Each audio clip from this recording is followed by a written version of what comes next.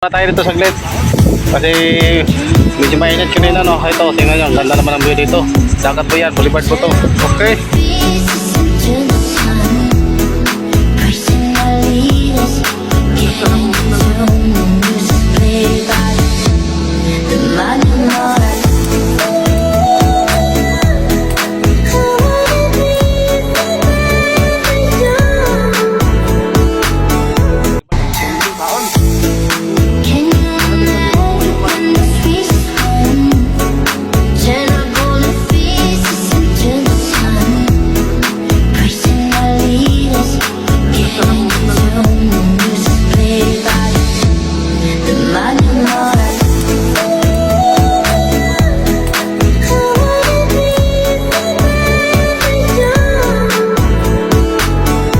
Tayo nabili nito yung lumang